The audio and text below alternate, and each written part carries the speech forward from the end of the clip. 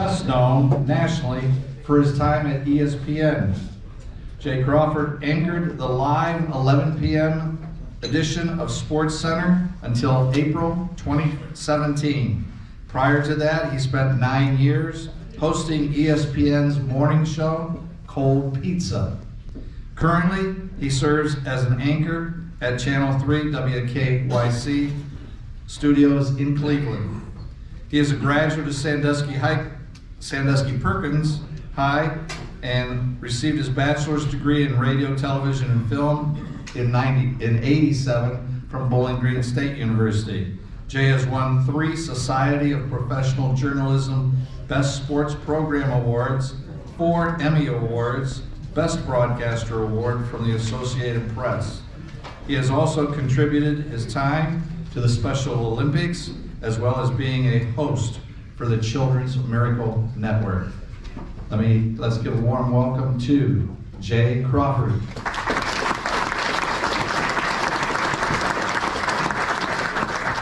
Thank you very much. I appreciate that.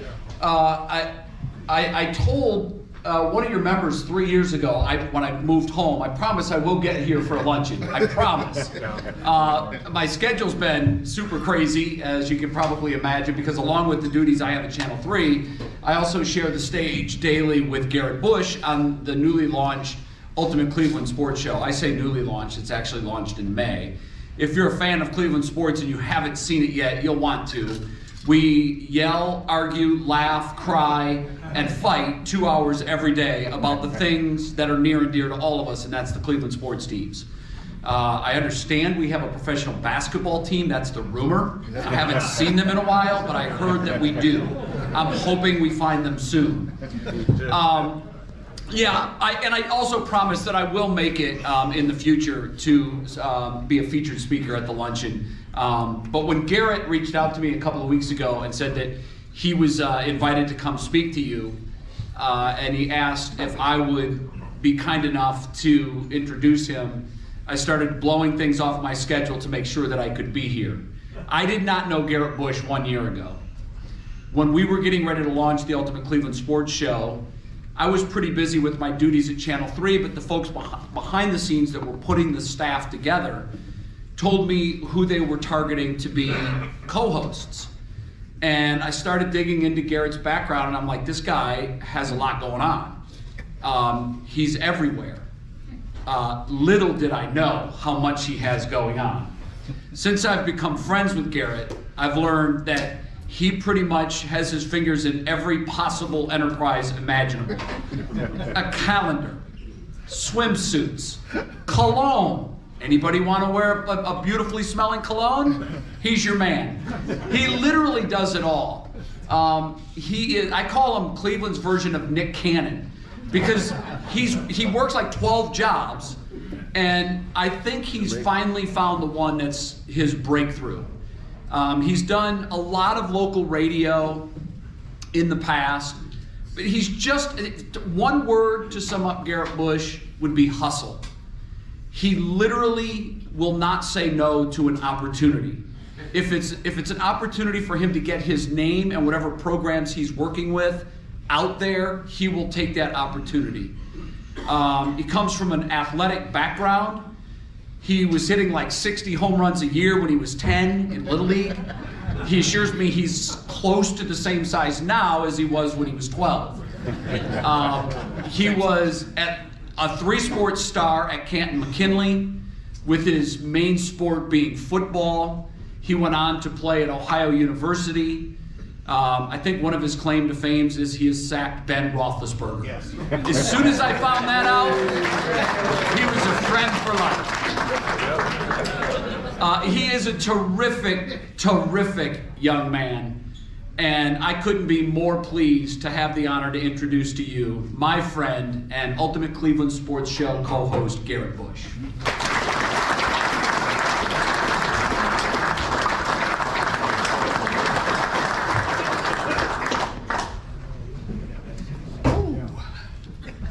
Man, I know you're going to have to get that up. We bring this up. Yeah. Try it as high as she goes.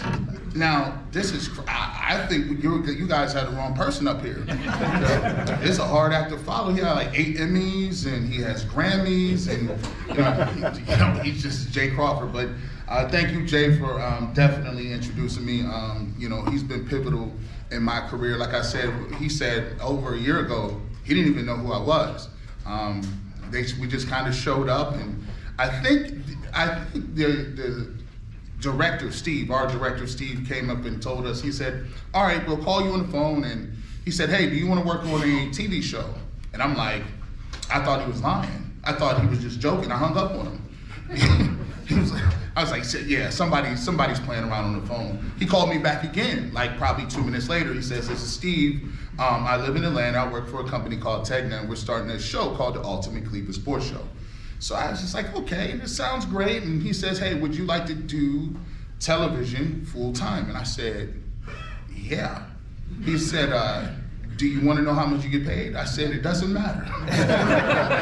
I'm there. Like, if it's short, I'm there. So, eventually I got on the set, and it was my first time ever working, and first time ever working on television.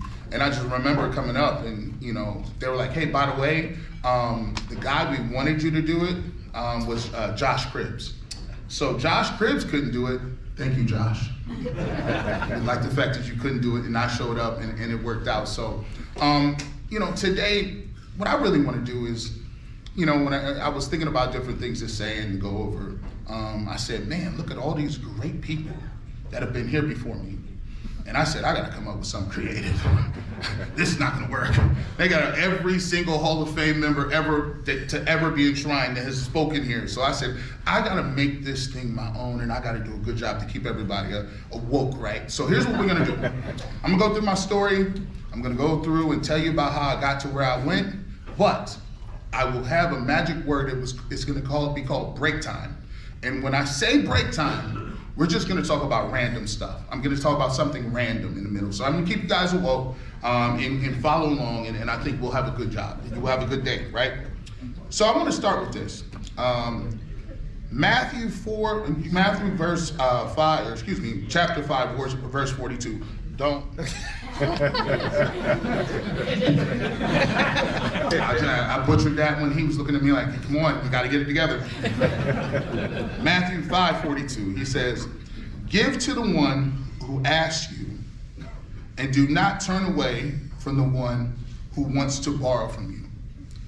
Now, a lot of times in our lives, we think when we say give, we think of monetary value, we think of money, we think of finance, we think of those things. But it actually means more than we think. People often believe we are talking about money when we are talking about giving.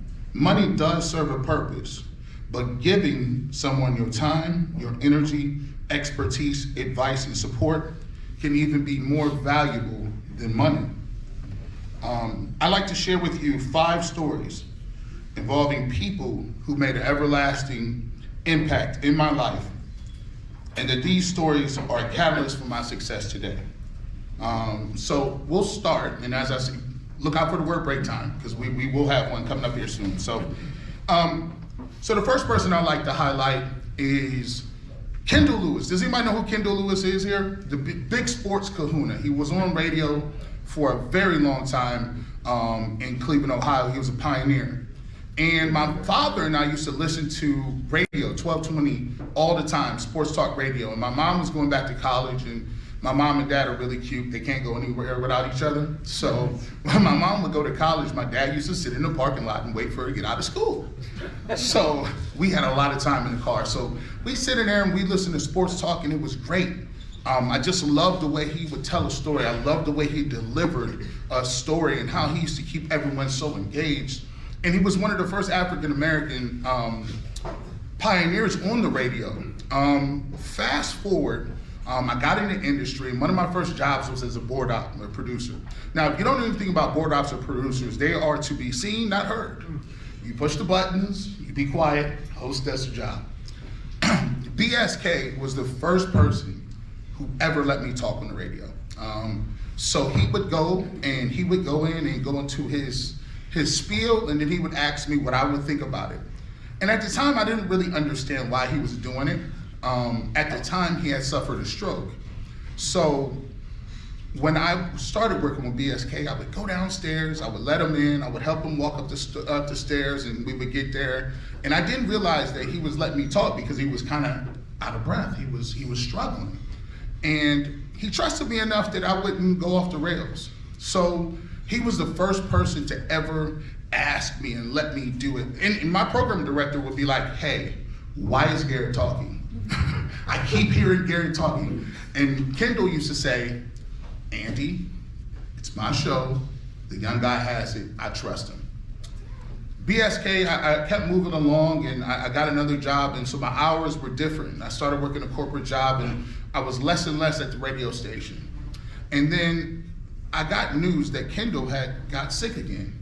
And the BSK, he could not make it to the studio, and at the time, this is 2012, 2013, it was like there was no working from home. So he actually didn't have as many shifts, and I heard that he was really struggling. So I called him up, and I would see how he was doing, and he said he's fine, and he was working on his draft guide. And he, if anybody is familiar with Phil Steele comes up with these great draft guides, and BSK used to just have draft guides of all of the top prospects, and I don't know how he would do it by himself. But he actually reached out to me, and I was really frustrated at the time because I had transitioned and I wanted to really be on air. I didn't know how to get there, and the producer role was getting old for me, and I was starting to get frustrated. And he said, listen, don't get frustrated. He said, look, all you can be is you. The best you will work, but you have to work on who you are. And I said, okay. So he said, never talk about anybody else that's on air. Never talk about another person who's doing a job. All you can do is you. And if you can do that, you can be on air. So BSK did something that I felt was so big for me at the time. He didn't give me money, he gave me his time. The BSK would call me at night, and he would say, okay, I'm gonna give you a topic, go. And so he used to give me a topic, and I used to rattle off everything I had about this topic. And he would let me go and keep going, and all of a sudden he'd stop me and say, okay, time. I liked how you did the open.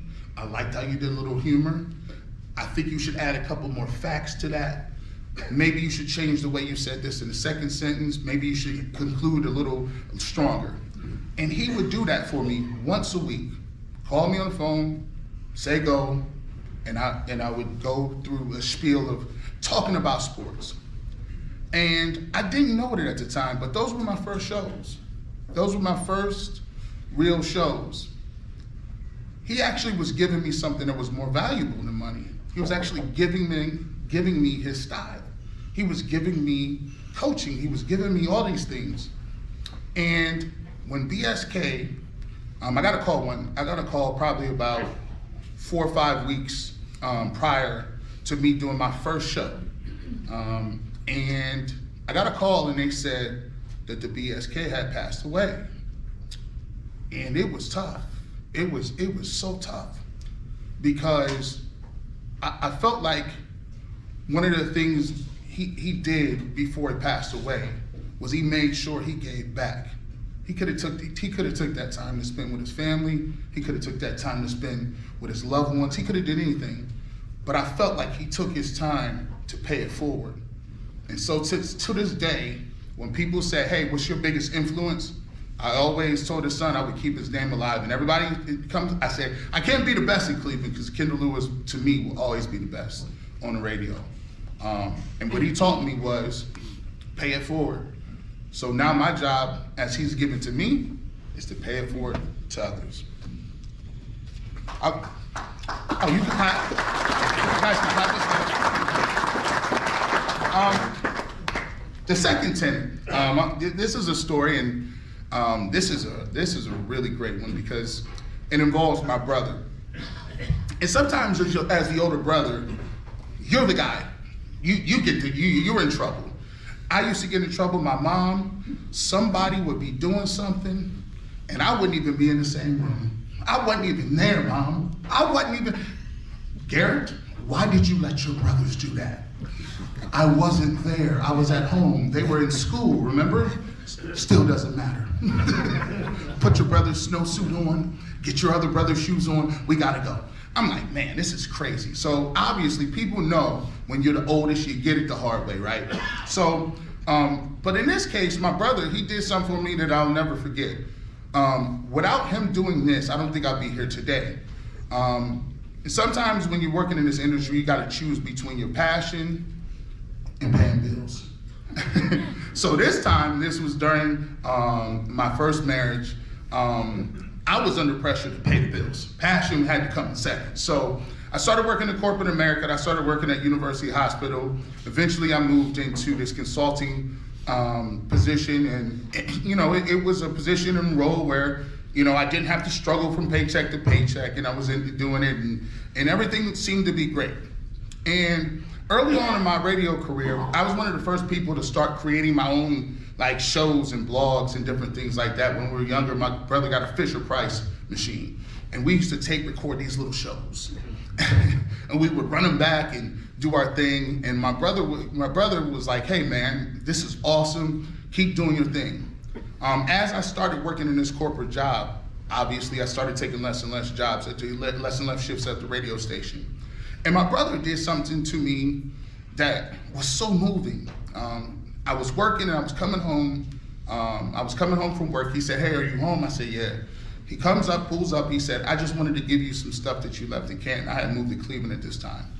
And he came up and he said, hey, I just think you should have this. And he pulled out this box out of his car. And this box had all of this recording equipment, like a microphone, like headphones, all this stuff that I had spent money on because I really was so into like doing shows and things like that. And he said, hey man, when's the last time you did a show? And I couldn't remember. I was like maybe 6-8 months ago. He said, man, I just wanted you to have it. And I don't know why that hit me like that. It hit me. And what he was doing was he wasn't giving me money, he was giving me his energy. Sometimes when you are in a place where you don't see the success, you're in the middle of the journey, you don't see it, sometimes people can give you energy. All of you in here, I was just talking, and we were talking before we got here, I said, you know what's so great about this club? As I said, this looks like a tight-knit group of people.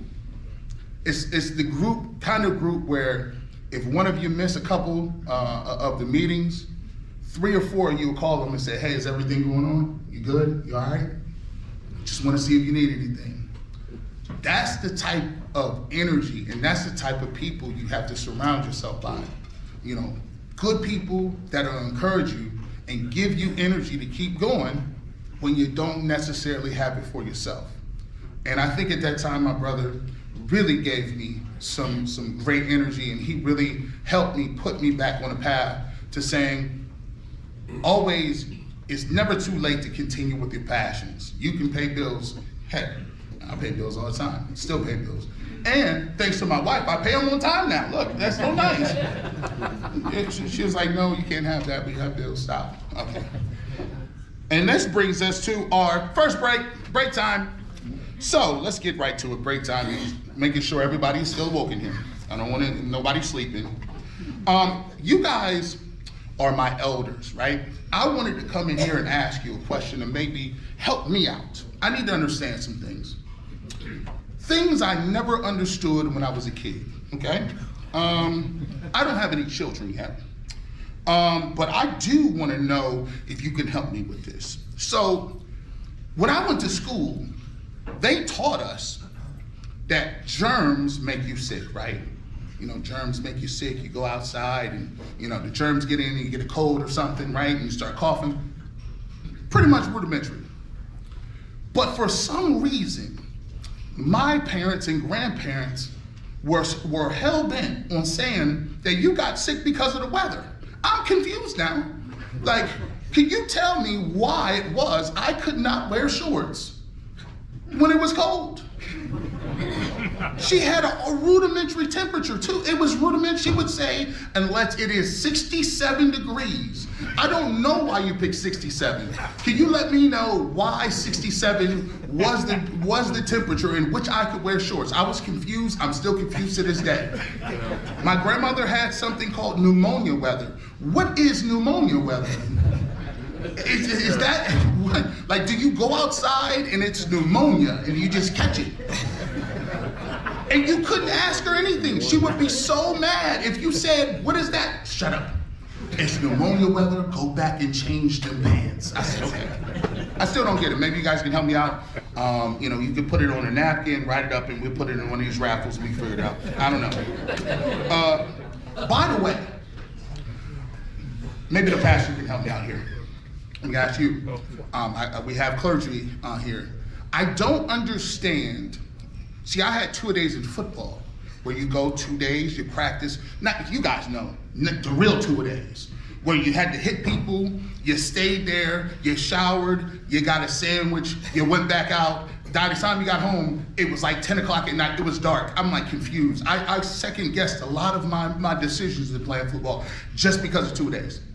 I did not know, Pastor, when I was growing up, that church has 2 days. Sometimes we used to go to church and I would be like, hey, so we would get there and it'd be 8 o'clock, praise and worship.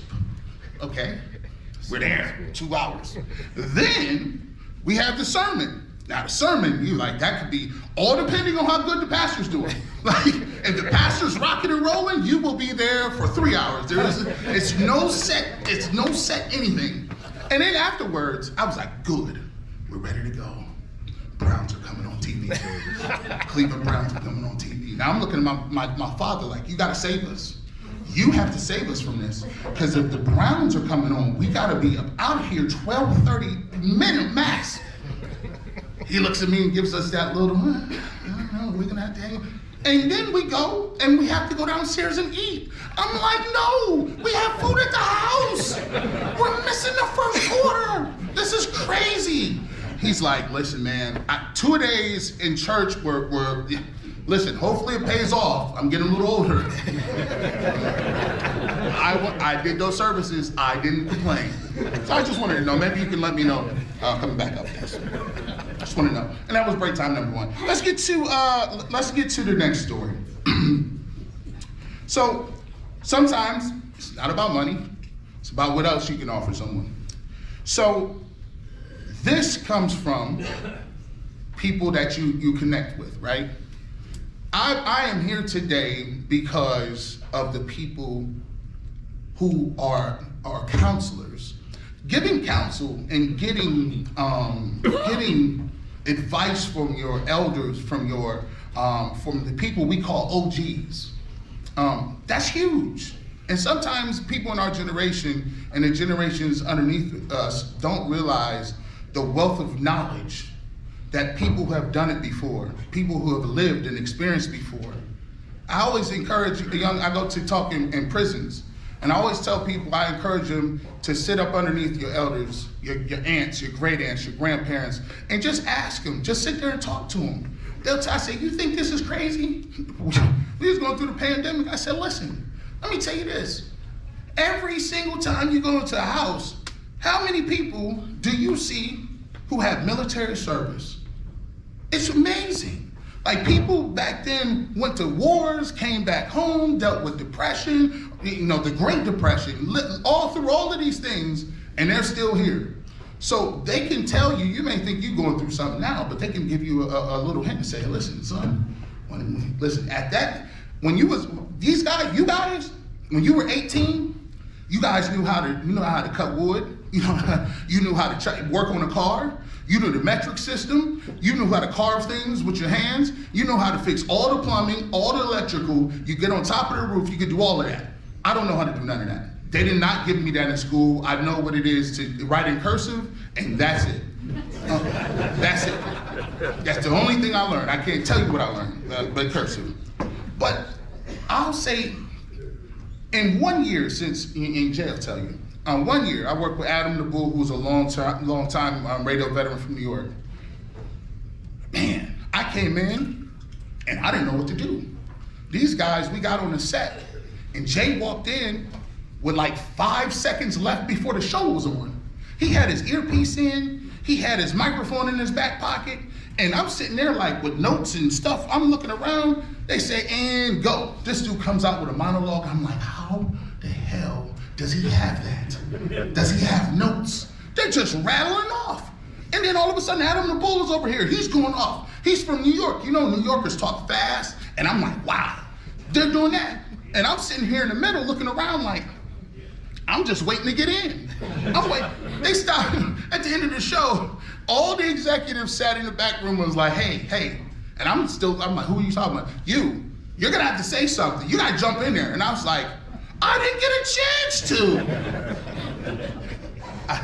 Now, usually you could get salty about that. You could be upset about that. But here's the thing. I embraced it.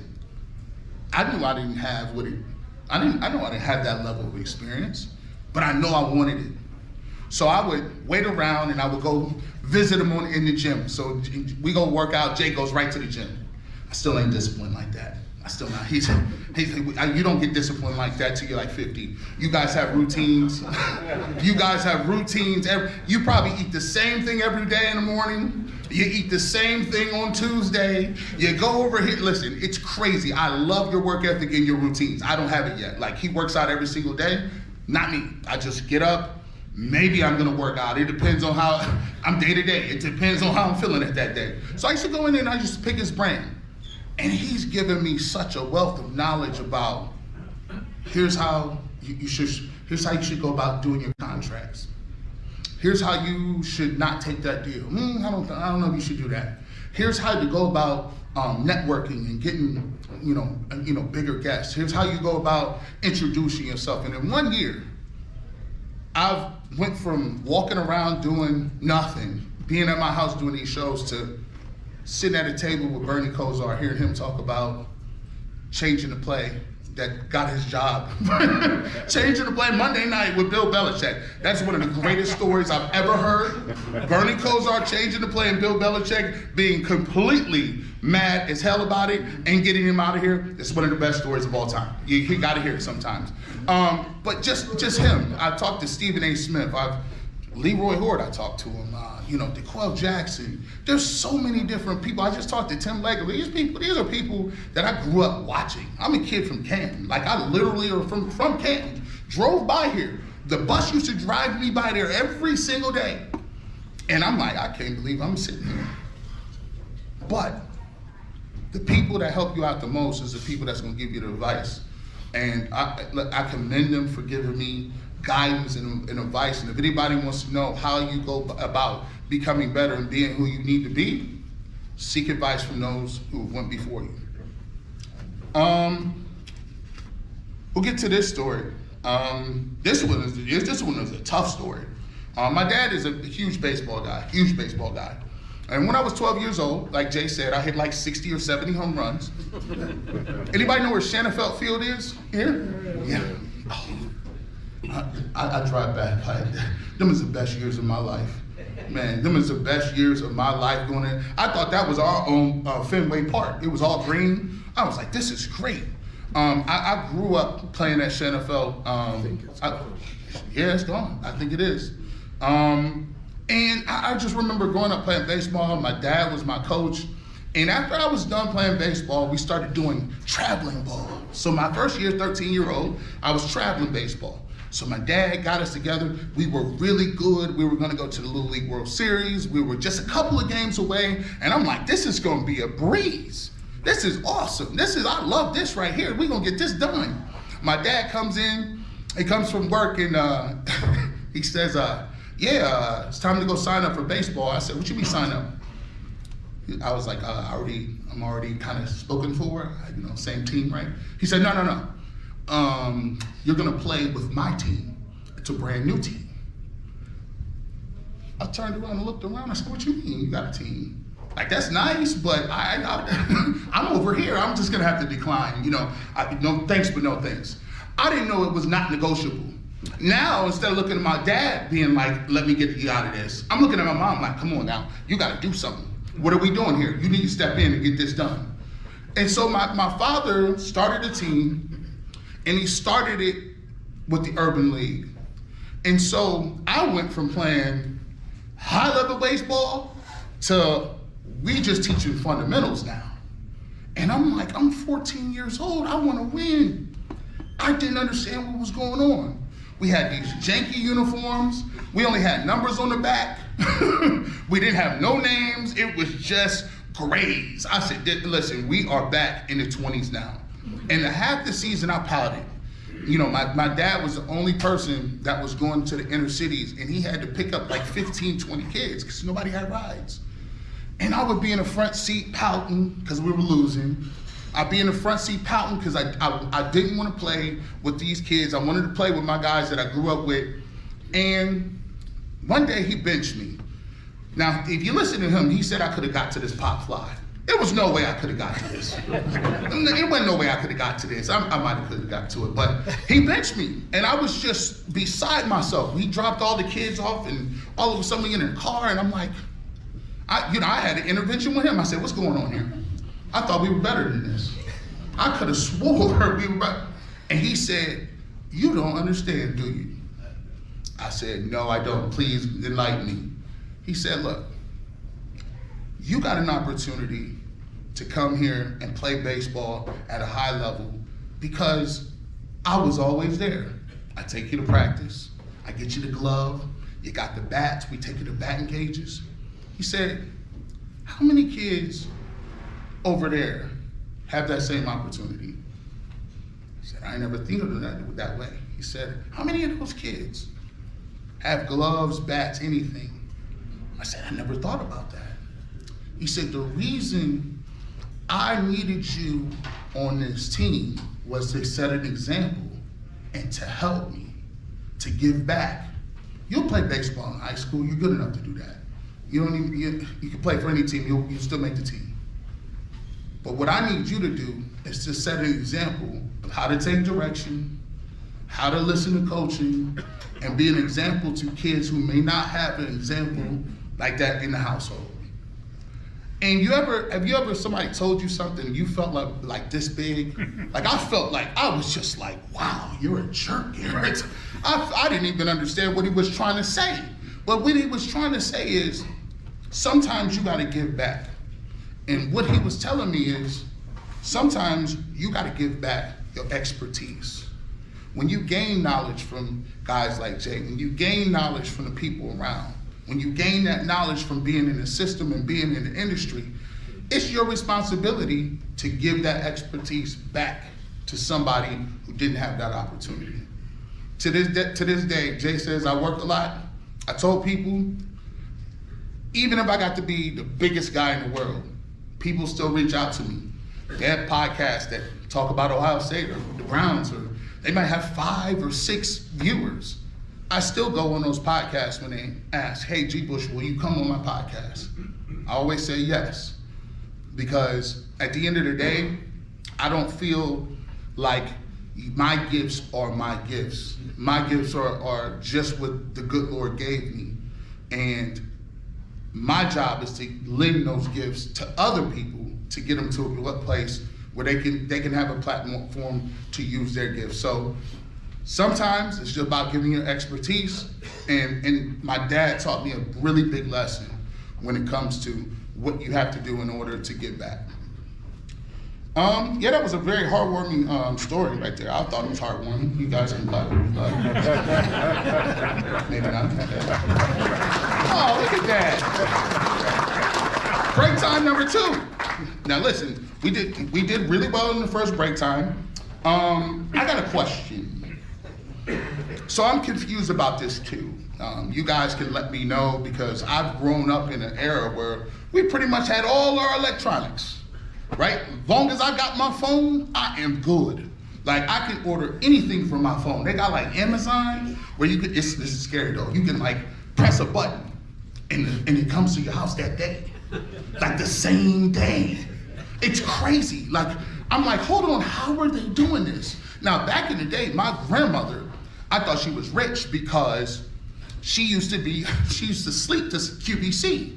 And QVC was the craziest thing I had ever seen. She would call the people and they would be like, oh my goodness, QV5702, this is the topaz ring. I'm telling you ladies, this is something you're gonna be able to wear at the cocktail party. You'll be able to wear this around the house. Your hubby will love it. You can use this as a gift. You can dress it up, you can dress it down. And we got you right now. You call in 3 easy payments. 3 easy payments of $49.99, interest free, and if you get the credit card, we'll give you a free bag. I'm like, this is crazy. My grandma will be on the phone. Yeah, I would like 6 of those bags. I'm like, this is, I need this. Now it's Amazon, right? So I do got a question for y'all, man. Like, what did you guys do without internet and cell phones back in the day? What? Like, think about this. What?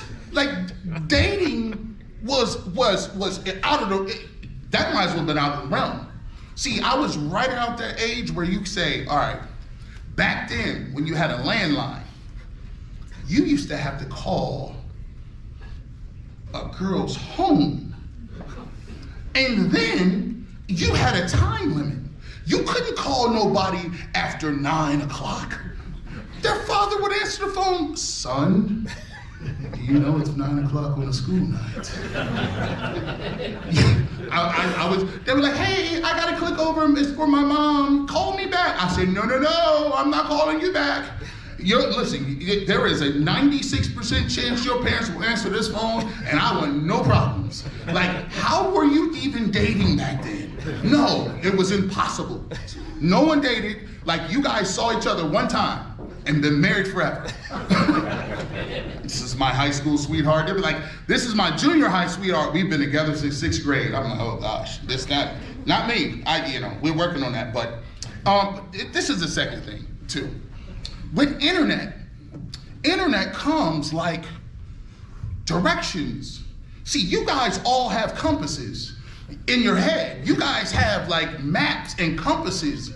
You'll be like, hey, where is 44th Street, or where is this shop? You're like, listen, what you're gonna do, you're gonna make a left on Walnut. You're gonna go down 36 paces, take 3 steps to the side, then travel, dig a hole, and you'll get a treasure map. Once you get that treasure map, you're gonna go to Myers Lake Plaza. After Myers Lake Plaza, you're gonna shoot a gun flare, and you'll be right there. We'll pick you up and we'll take you to, how do you guys know this stuff? I don't understand how you got it. Like, how did anybody get pizza delivered? If you were a pizza delivery guy, you had to be a savant. Like, you were a genius. Like, you had all those streets in your head and you just turned up and you was delivering it in a reasonable time? Crazy. I don't know how we didn't have internet. I don't know what happened. And that was break number 2. We're almost there. We're almost home. All right, so we'll get, and I saved almost the best for last. So, support. So, we talked about the ways you can support somebody. We talked about time. We talked about expertise. We talked about giving you advice. But most of all, support. So, when I started, I went through a process. I got a divorce, and boy, I tell you, divorces are tough, man.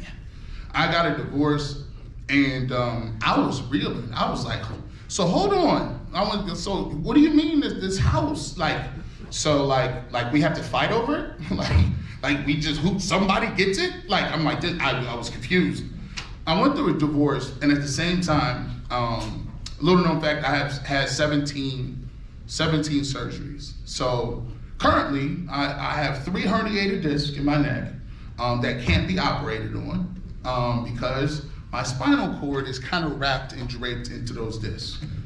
So I've had, I undergo this procedure where they burn the nerves in my neck so I don't feel them. So I get this procedure every year, and I got a divorce, and I was by myself, and I actually remember being in the house and being like, just during COVID, I'm like, no one could visit me. I'm like, I might die here. Like, it's just one of those things where you question yourself a little bit. I didn't know. And I'm recovering from surgery.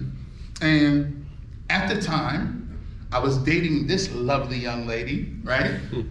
But what people don't know is, we started dating and we got married on a K-1 visa. So she was in the Philippines at the time, right? So she used to wake up in the middle of the night and see if I was alive every day. It's crazy. Like, she'd wake up, and it's a 12-hour difference, right? So she would wake up and do it. And at the time, I was just sitting there thinking, like, I don't know if I can do radio anymore. I don't know if I can do this anymore. And at my lowest point, now mind you, in the Philippines, it's a very poor country. She grew up with no running water. She grew up with no electricity. She had 12 brothers, 10? I want to say 10 or 11 brothers and sisters. And, you know, she actually helped deliver or birth her siblings. That's how rural it was. And so as we, you know, started dating and talking, she did things that I didn't think was possible. Now, mind you, I live in the United States, and to them, we are abundantly rich. But she used to say, I used to call her, and because I did not have the money for my medicine for my neck, I'd call her and she'd give it to me. Now, for a person who didn't have it, to offer it is to this day, I can't really put it into words, because she was there when I was at my lowest point. We did finally get married, and she came on our K-1 visa. And as we were sitting there talking, I was really working in my corporate job, and things were going pretty well. And she just saw that, like, it was draining me because I didn't love my job. You guys know, like, have you ever worked a job where you get up on Sunday and you think of every excuse not to go, but you just have to? Everybody has done those jobs where you're just thinking about, like, why I don't love this, I hate this, I don't know if I can continue to do this. And she saw that I hated it. And, like, I remember sitting there and I said, you know what, I can't quit. I got a house, I got insurance, I got all this stuff. I cannot quit.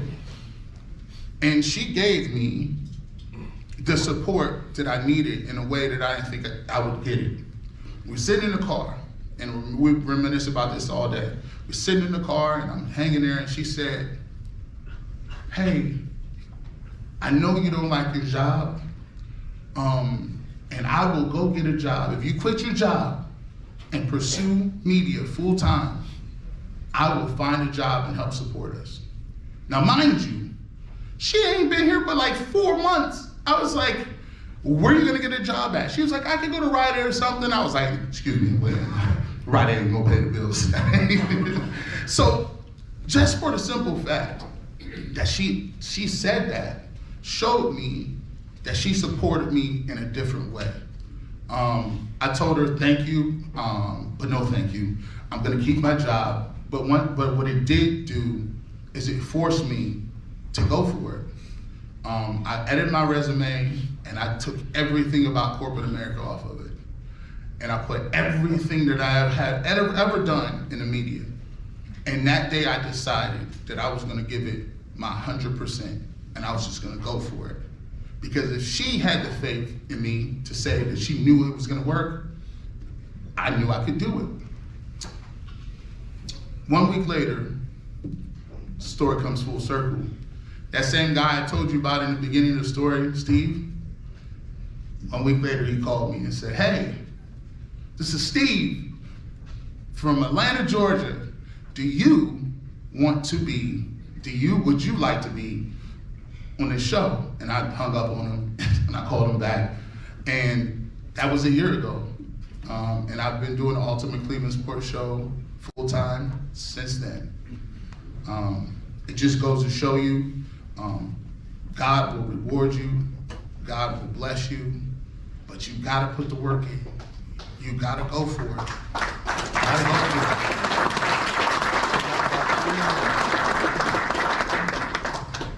Proverbs 11:14 says, where there's no guidance, a people fall. But in abundance of counselors, there is safety. In other words, one of the main ways God will help you find your purpose is through others. Your counselors should be people you trust, whether this is your professors, parents, or friends. It needs to be people who have your back and want the best for you. You want wise counselors to help you find God's purpose for you. Cherish the wisdom of elders in your life because they are the best resource for wisdom. All 5 of these stories involve people that are near and dear to me, and all 5 of these stories include people that helped me get to where I am today. You do nothing in this world by yourself, and it's always important to remember that, even when you're at the lowest or at your highest. And so I thank all of those individuals and all the people who have helped me get to where I am. And I want to thank the city of Canton for instilling in me the purpose, instilling in me the work ethic to always say, no matter what you do, aspire to be a Hall of Famer. Whether you a gardener, whether you're a plumber, whether you a teacher, just be a Hall of Famer. And that's what the city of Canton is all about. That's what the Hall of Fame Luncheon is about. And that is what I'm about. Thank you.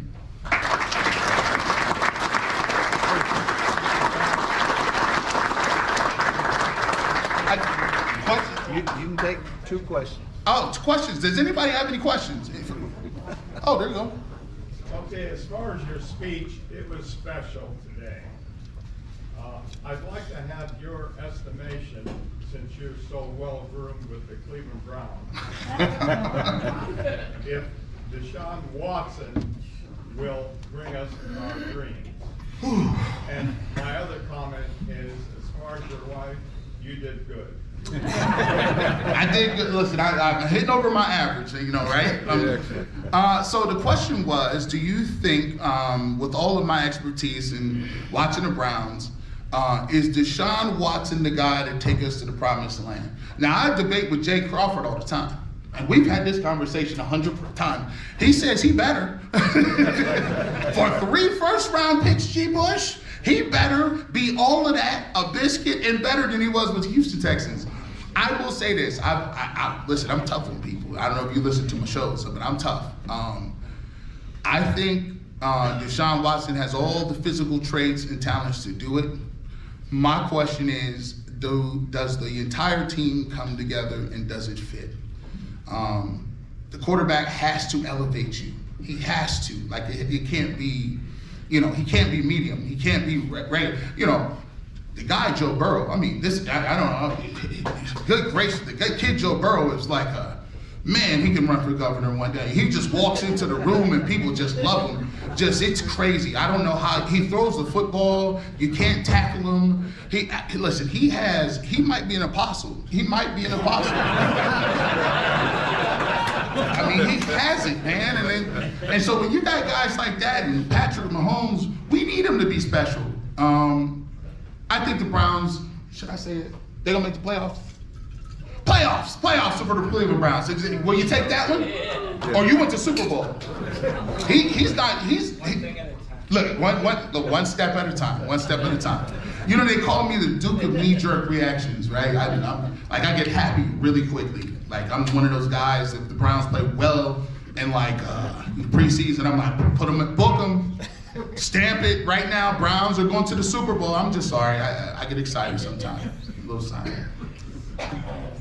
How special was it to play on 2 state championships back-to-back high school teams? And what kind of influence was Tom McDaniels on you and your career? How you went into college ball and whatever? Being part of the state championships, I'm in the midst of trying to do a documentary on the 97 and 98 years. And so I went and got the archives and I started watching those games back. And I tell you what, it was magic. I would call my mom and say, Mom, I'm watching this game and I know we won, but McKinley is losing right now and I don't know if they're gonna win. She's like, Garrett, you do know that's old. I'm like, no, but it's just different. Like when I go back and look at that era, And you know, when you look at like the Browns not being here, so 95, the Cleveland Browns leave. 1996, I start high school. And for my whole career, we have no professional team. There's nothing. All we had was the Cleveland Indians, and then Cleveland Indians were awesome during that time period. But for me, we didn't have any role models, any things to like look forward to. But I look back at that era and I look about how the city embraced that team. For you to go to these games and there's 28,000 people, there's 30,000 people, you know, you're selling out Kenton Akron Stadium. It was crazy. And to play with some of the players, I mean, I didn't even get to play until my junior year. Like there's a guy named Kenny Peterson. He was just good. Like I was upset. Like my dad was like, I said, I gotta transfer. I gotta get up a little bit. He's like, no, you gotta stay. And I said, okay. But it was like, man, how am I supposed to play behind this dude? I can't play nothing. And then he played basketball too. We played the same position of basketball. I was mad. I was upset. Kenny's a good dude. Shout out to Kenny.